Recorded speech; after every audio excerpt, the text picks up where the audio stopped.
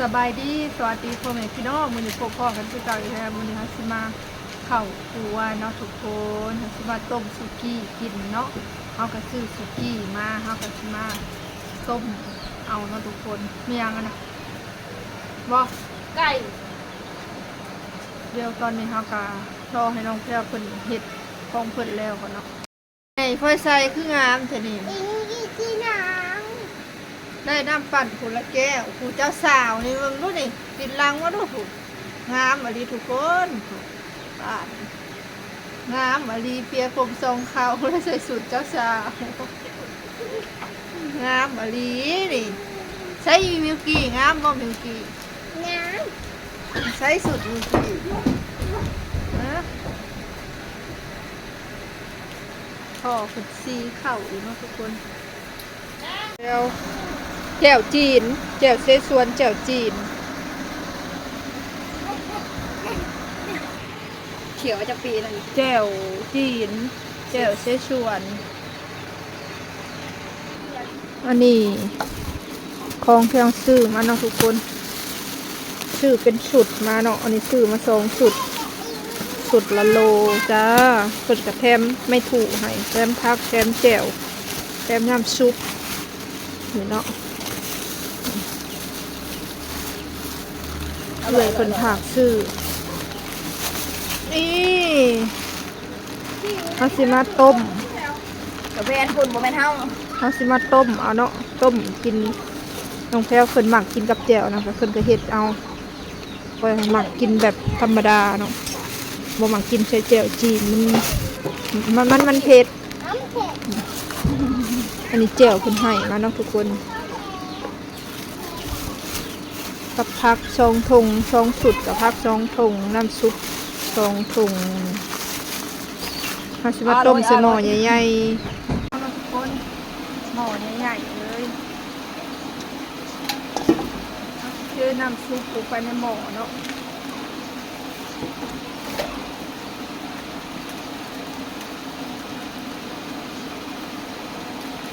ต้มที่ข้าว3 โมงแรงเลยนะพ่อแม่พี่น้องเลยนะกินก็ถือว่าเป็นข้าวแรงเลยเนาะเพราะว่าข้าวเช้าฉันยังไม่ได้กินเลย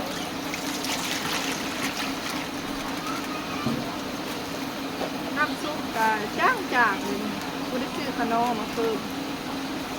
เสียงกับนิดไหลเสียงพอผุดซีเข่าเนี่ยเนาะทุกคน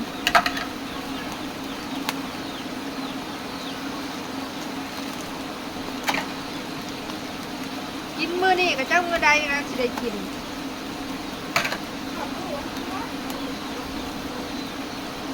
ซื้อดุก็บ่ได้เลยเงินบ่มีเงินนั่งไว้เด้อยองเด้อเด้ใครขึ้นกัน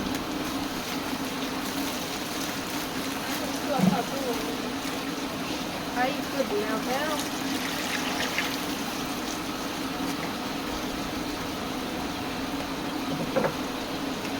ใส่น้ำลายคนก็อันนี้มันแม่นแบบต้มเอาแถวนี่มันคิดเห็ดตรงหัวโอ้ปลายหั่นก็มีแต่แบบก้อนเจ้าว่ามันมี3 แบบโอ้ยจักแบบโอ้ยใส่ของกินแล้วก็แบบเห็ดเป็นแจ่วแบบเป็นต้มนี่ทุกคนตรงใหญ่ๆเลยตรงละ2 โลหน่อยตรงใหญ่ๆเลยตรงละ2 โลพัก2 ถุงน้ำจิ้มอยู่ในตู้ก็มีอยู่น้ำจิ้ม2 ขวดน้ำจิ้มขวดอันนี้จะเอิญถ้าอยากให้แซ่บเราต้องปรุงอีกปรุงใส่กระเทียมใส่มะพริกน้อยหนึ่ง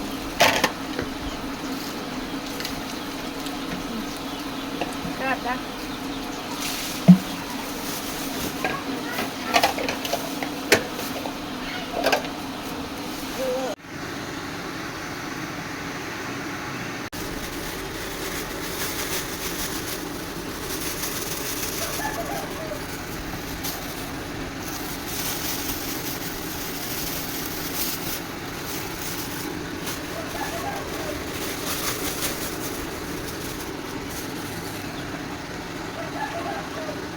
ต้มผักลงไปก่อนเนาะตอนนี้หม้อกระห้อนแล้วเนาะทุกคนเดี๋ยวเราสิมาใส่เนื้อลงไปเนาะบัดนี้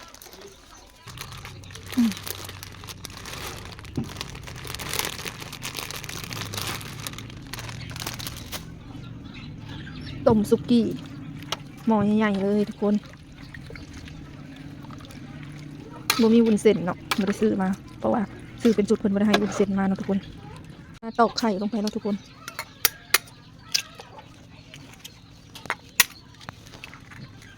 ต้มสุกี้แบบใส่ไข่เนาะหม้อมันใหญ่เผื่อสิโพดใส่บัวระพาลงไปเนาะทุกคนจังหอม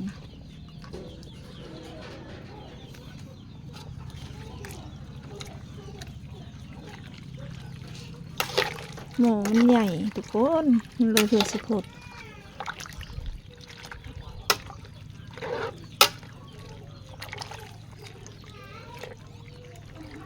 ต้มสุกี้หมูกระทะถ้าเขาใส่ผักบุรพาลงไปมันหอมเนาะตอนนี้ก็สุกแล้วเนาะทุกคนแต่ว่าเขาบ่ทันได้ปรุงหม้อเนาะกินแบบร้อนๆปลาหมึกมาตักอันนั้นไม่แพงอยากกินย่อหาเอาย่อก่อนย่อคือผ้าคีริ้วไงมันไม่เหม็นไงสุกแล้วเด้อยิวหนังร้องสิตาไข่จะเอาตัวใดเอาบ่กุ้งปอมเอากุ้งปอมเอาบ่หันเอาผักด้วยนะเอาผักพอบ่หมักมะกอกไหมมะกอกบ่ได้ลายนะเอามาเองกุ้งปอมจะอยู่ไหน3 โตเลยเด้กุ้งปอมในมือ4 โตเลยเบิดแล้วบัดนี้มาจิตใจเลยพอแล้วสวดถ้วยเลยฮะยังมาลายคนใครจะกินแบบยังขอเฮายังมิกี้ไปแล้วนะบ๊ายบายเพนมาเด้อมิกี้มาเด้อมิกี้พอมีเส้นนะจ๊ะย่อไปกับมีใส่เบิดเนาะมาย่อกับเห็นฉัน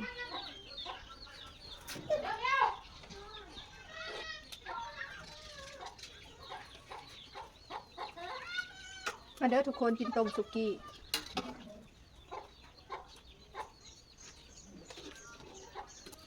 กินต้มสุกี้เด้อพ่อแม่พี่น้องสุกี้2 โล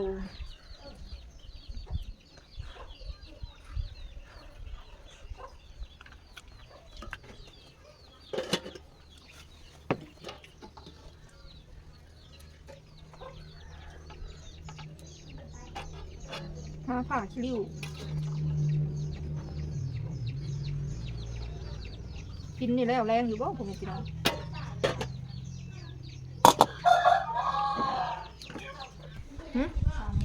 3 โมงนาทีเข้า4 โมงเลยเนาะทุกคนมาเด้อทุกคนกินนำกันเด้อมาเด้อแปลวแจ่วกินแบบลายแจ่วได้น้องแปลวแบบแจ่วเสฉวนแบบแจ่ว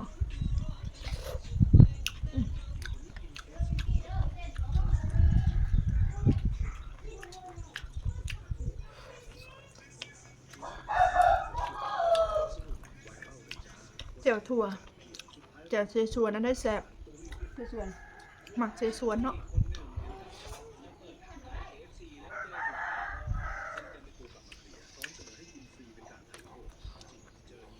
กุ้งค่ะ3 โตบ่น้ำมึงค่ะกุ้งอะไร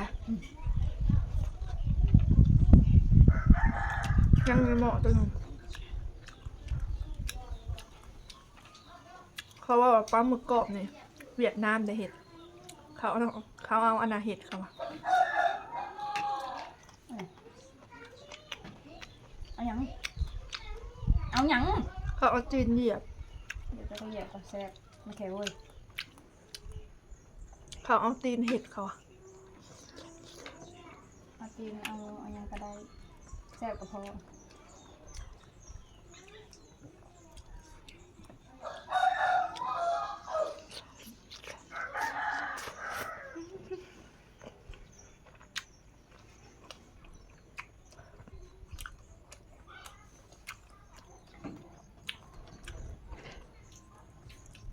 พ่อเขาไปนาแหละบอกแล้วคือบทถ่ายกินสุกี้ บ่ให้หลุด